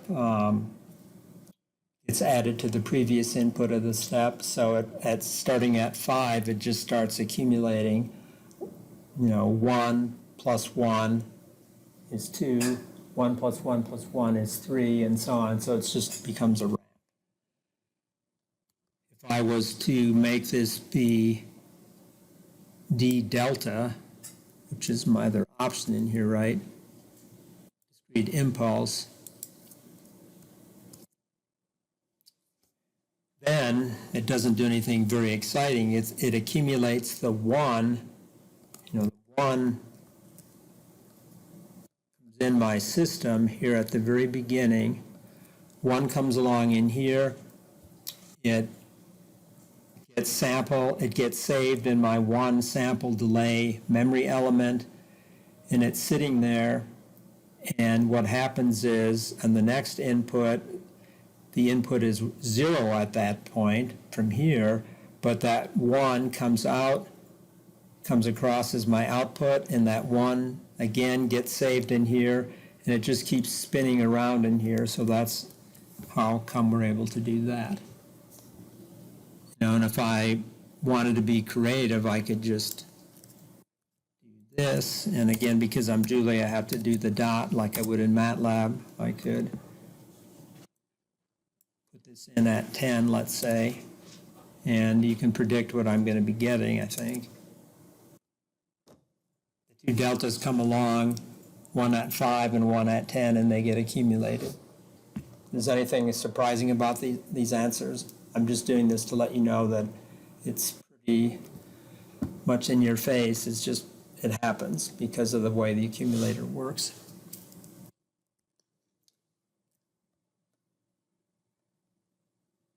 As a second example, though, I have in here is a moving average system. So this is the causal moving average.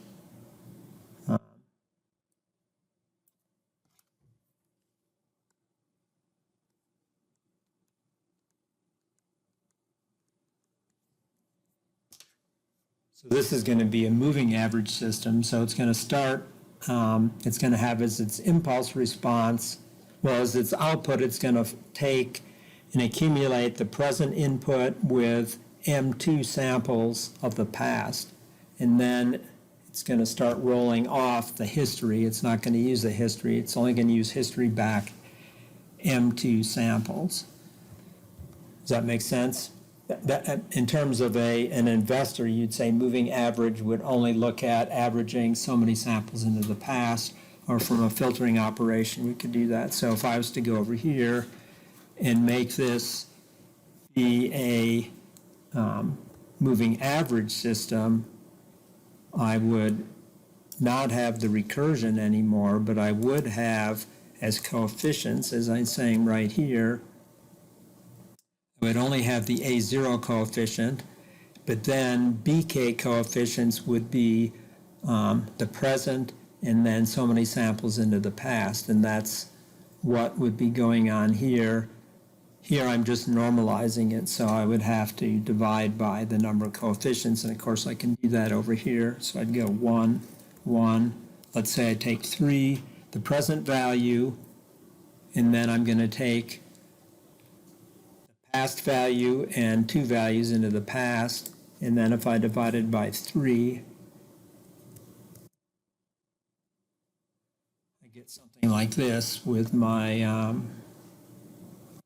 two delta functions. It's going to create an accumulated delta, and this should say,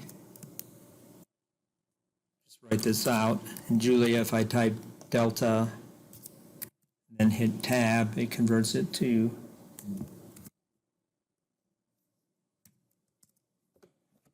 a Greek letter.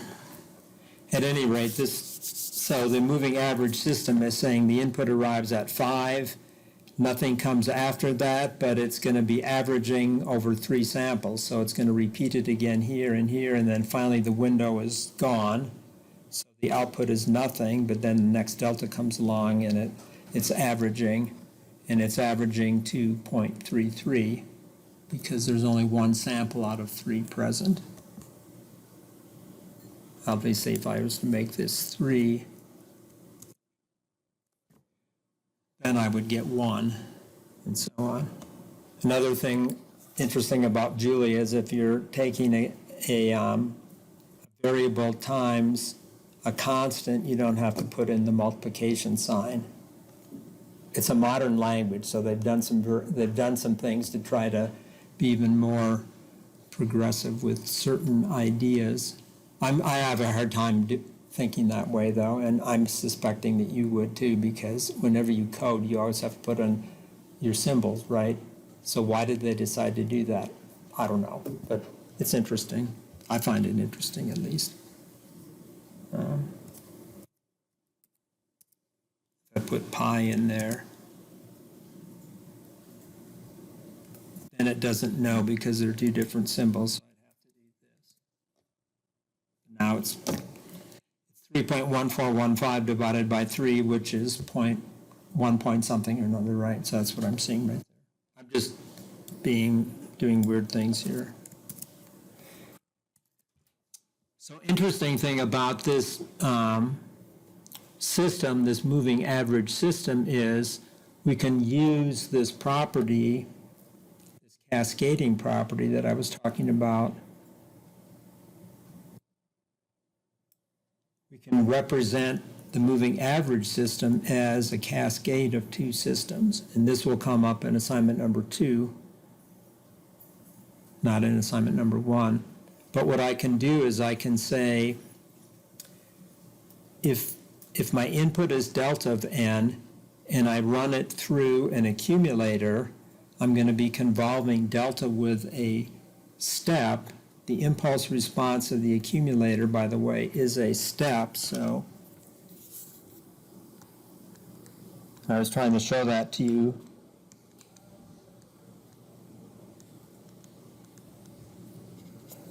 With my numerical example. I don't think I probably didn't make a big enough point of that.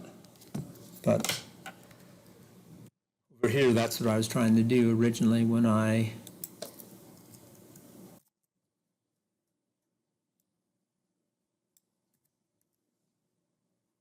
did this.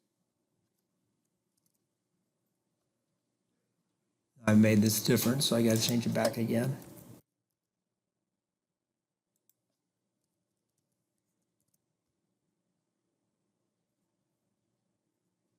Now, wait a minute. I want this to be the delta. Never mind.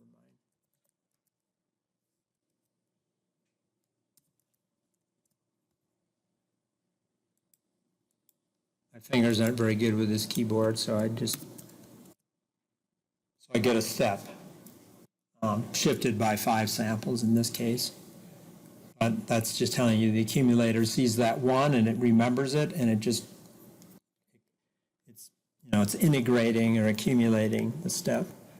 I was wanting to say, though, is that I can now say that if I look at the impulse response for this moving average system, it's going to be a step function minus a delayed step function.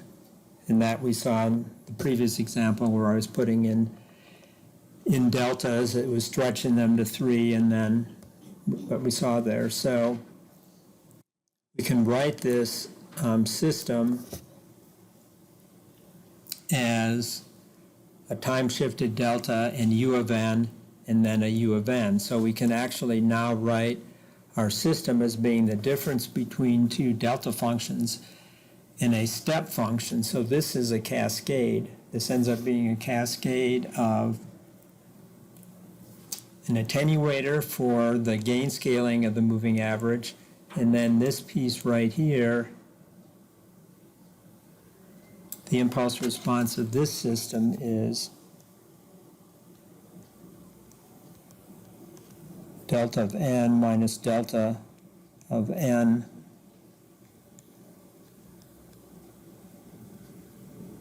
minus m2 minus 1. I think I need it that way. Yeah. So we've got a cascade of 2 systems here. Actually, we have a gain scale, we have a cascade of two delta functions, and then we have the accumulator. So the interesting thing about this is that there's less mathematics that have to be done with this, because the accumulator only requires 1 addition, this requires 2 additions, and then this requires 1 multiplication. So per output point, we have 2 additions and 1 multiplication, whereas the original system up here has M2 additions and 1 multiplication. Why would I care about that? I'm getting really dry and boring probably to you, but if you were trying to do something really fast, what would you like to do? Reduce operations, right? Does that make sense? Make things faster. So this just kind of is a little exploration about why it'd be nice to do things like that. Okay, we're going to run out of time for me giving some more hints, so I'm going to, in words, I kind of talk about that in here, though. An interesting example here that you might see in a pocket calculator or on your cell phone calculator is difference equations can also be nonlinear. In this particular difference equation, it takes the past output, and then it also takes the present input divided by the past output, and if the input happens to be a times u of n, the curiosity here is that this recursive difference equation, which is nonlinear because of this division, is an algorithm for the square root of a number. Just letting you know that difference equations can be, you can do different things with them, and this is an example of a nonlinear difference equation that calculates square root. Okay, the next topic, which we touch upon briefly in set number 1, but a lot more in set number 2, is the classical solution of linear constant coefficient difference equation. So you got to watch the clock carefully now to get us to the point where I can wrap up the rest of the homework problems. We'll be studying in detail the fact that back in differential equations, you learn that when you solve a linear constant coefficient differential equation, you get the natural response, or the homogeneous response of the system, and then you get the particular or forced response, yp and yh. So we're going to be taking a quick look at that as we go through this. The book does not discuss this, although the homework problems expect you to figure it out. Why that's so, I don't know.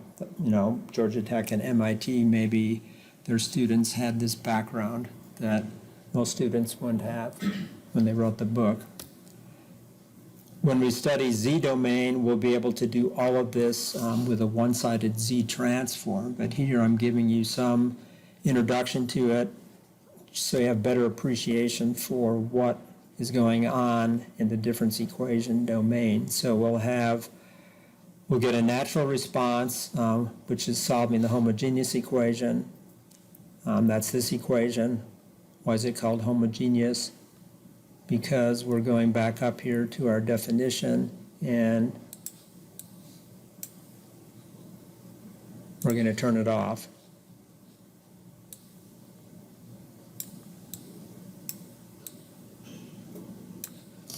So homogeneous equation is when we shut the input off.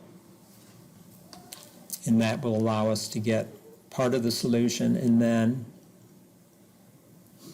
the force response we'll get using a technique called undetermined coefficients, which, does that ring a bell with anybody? Method of undetermined coefficients?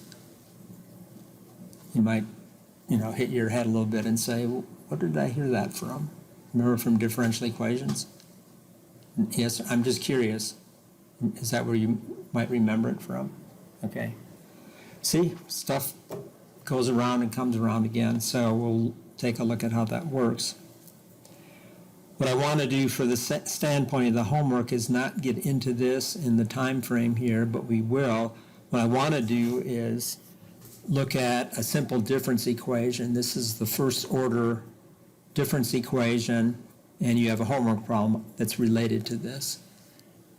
So what I want to do for this homework problem, though, is rather than go through the detailed solution of the first order difference equation, what I want to do is propose to you that for right now and for the working of this homework problem, we could also go with a recursive solution. So this is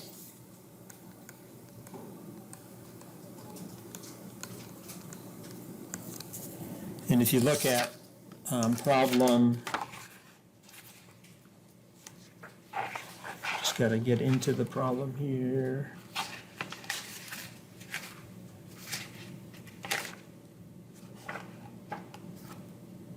Problem 220. So I'm going to jump over here.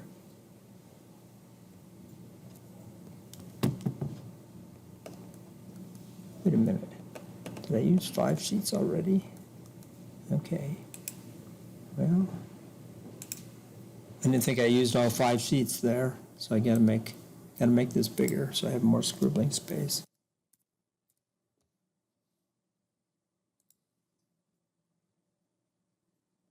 This looks white, right? I can't see where this one sheet ends and the other. I didn't think I'd use 5 sheets, but I guess I wrote so big.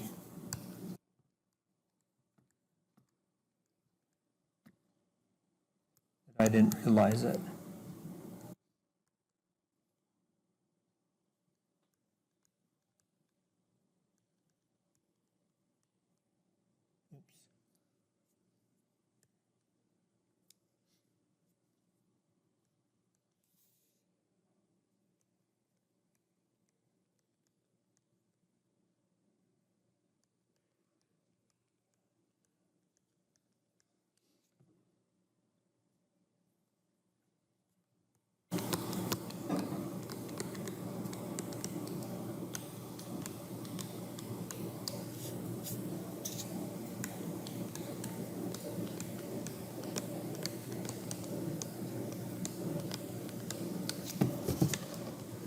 So what I want you to do for this problem is, rather than trying to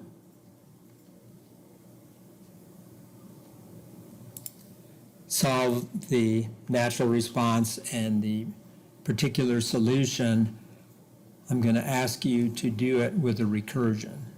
So what is a and get it into a solution based on a recursive form. So what I want to propose to you is this.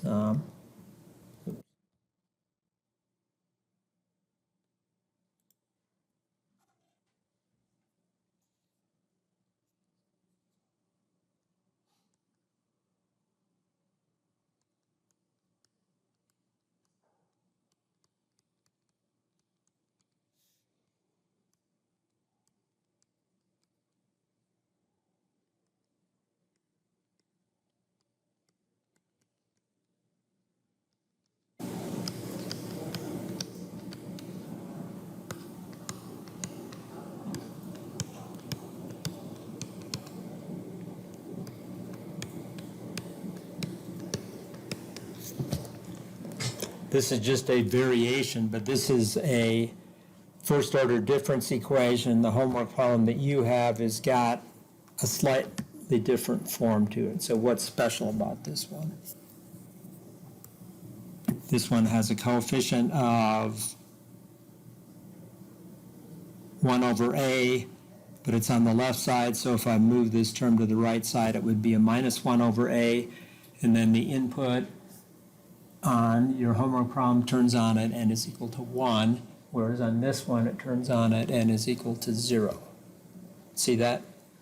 So your brain should be whirling away saying that if I know a first order difference equation where I just have a different coefficient and the input is applied later and I think about linearity, what should happen? I should be able to kind of deduce what's going on. And how can I deduce the recursive technique, though, that I give in the hints, since we haven't been able to go through the classical technique, goes like this. I'm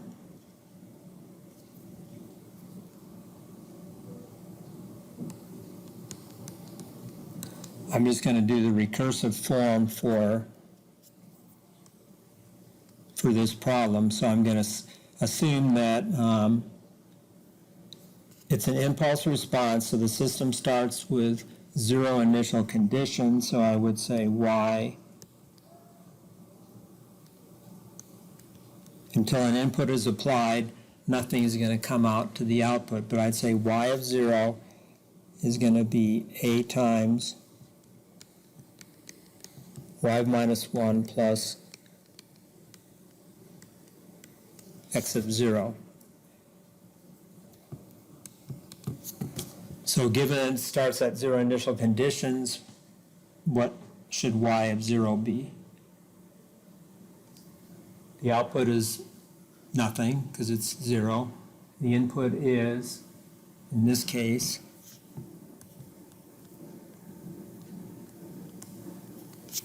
delta of n, and delta of 0 is 1, so this should be 1.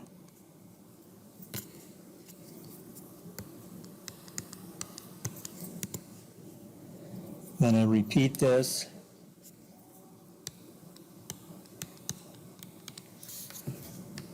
And now the output should be what? Y of 0 is 1, and we have a, and the delta is gone, right? Because delta of 1 is going to be 0. Then I can just start dotting this along, and I can say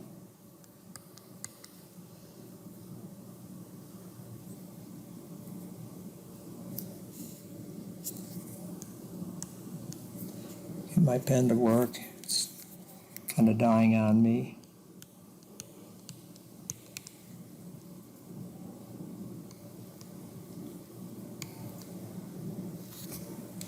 So if I do this again,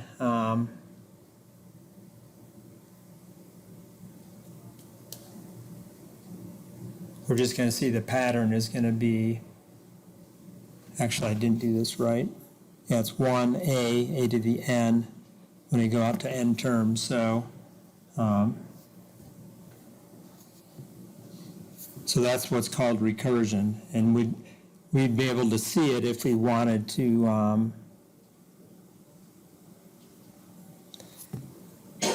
follow this example of recursion that I have in the notes too. Here I was doing a more detailed recursive example, but I was just building it all up, and then I got down to the end and have the observation that these terms all over here, that's a geometric series. So I say, oh, it's a finite geometric series. And we have this. This is a little bit more complicated, but in this particular problem, it's simpler because it's just the impulse response. So what I'm proposing that you do is do a recursive solution for this problem as well. And that's how you get your homework problem. You can just observe that when you start at n is equal to 0, there'll be no input applied. This will become delta of n minus 1. So now start your solution off. Consider n is equal to 0. It'll be nothing for n is less than 0. No output at n is equal to 0 because the delta doesn't turn on until n is equal to 1. And you'll also want to rearrange your difference equation. So you want to do something like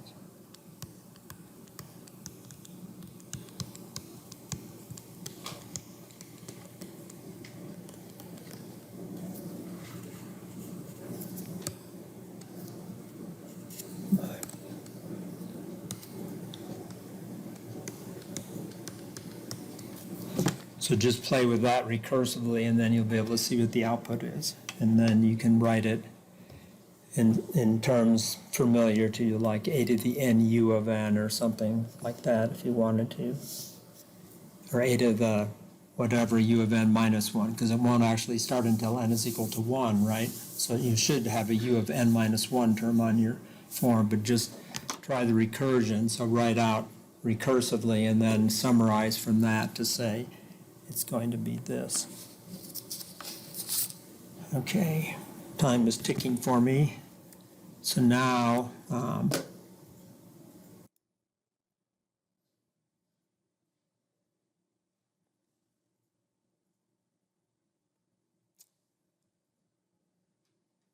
this problem just follows from the definitions of LTI.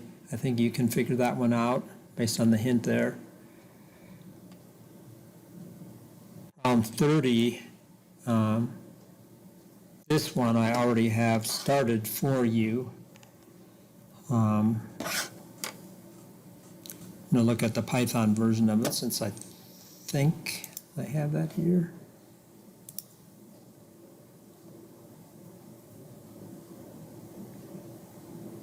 No, that's marked down.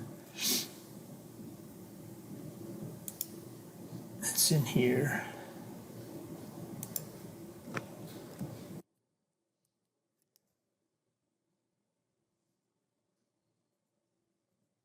In this problem, I just give you an example of part A where I have defined some signals, x of n, and it's not, here it is. So in text 230, I just defined two impulse responses, and for that problem, H2 is a non-causal system that starts for negative values, so I make it be a causal system, and then I shift the axes to the left by 3 when I get done. So I make the second system causal, so I can simulate it as a cascade of one system driving another, and I demonstrate that right in here. And then I shift the axes at the end to manage that. I guess this one was done in Julia. So that's just a straightforward, extension. You have different parts. You're going to create different waveforms. So in my solution, I've got like 3 or 4 PDF pages that I did it all in Julia, but you could do it in Python just the same. So for that problem, and that leaves you one problem. I'm watching my clock. The second to the last problem. Has anybody looked at that one yet? That's a bizarre problem. It's an example of an Oppenheim and Schaefer fun problem. I say fun in a way of, it's tricky. And it's a little bit abstract. So I'm going to give you some thoughts on it. And if I haven't said enough today, just Slack message me, whatever, and I'll help you along the way between now and Friday. So this is not the final word. I'm just trying to boost you along so that you can go flying at these things. So, and try to draw some of these out in a couple of minutes' time here.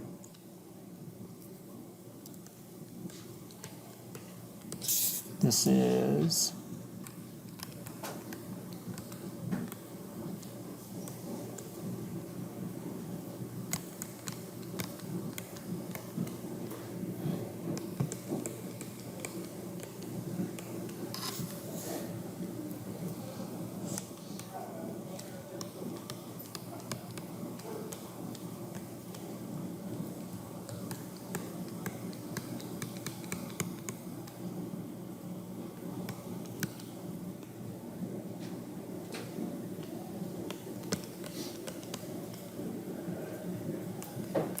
you're probably going to want to do some reading on these a little into the frequency domain, because that's the thing I did not get to yet today.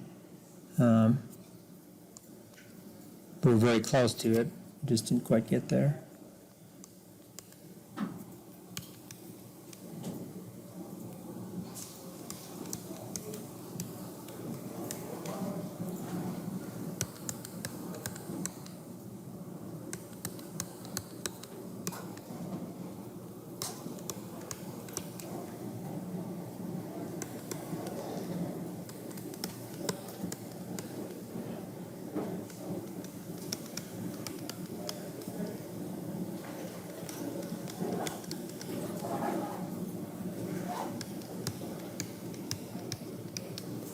Okay, now I can talk a little bit about them. So you're given three different systems, A, B, and C, and you're supposed to classify them according to I, triple I, IV, and V. So 5 different possibilities, and it's just the top half of the sheet there. That's what's in the book. So you don't have to work out answers. You just have to use your intuition in your brain. It's like, these are black boxes.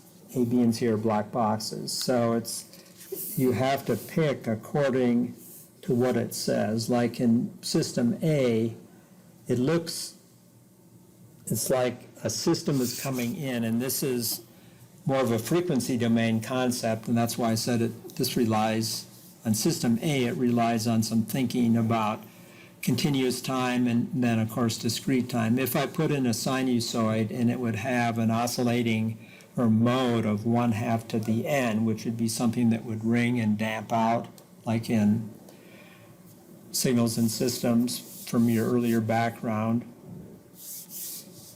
it seems plausible that a linear system could output something. But if the mode is now going to shift from a ringing of 1/2 to a ringing with an exponential factor of 1/4, how could a linear system do that? How could it convert a 1/2 frequency to a 1/4 frequency, from 0.5 to 0.25?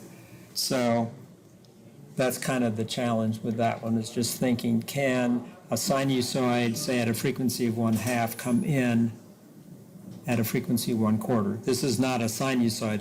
Instead it's an exponential decay of 1/2 to 1/4.